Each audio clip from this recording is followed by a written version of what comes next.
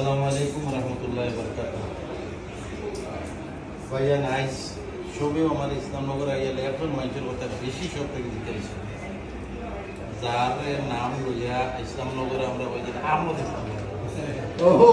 Ahmad ইসলামনগরে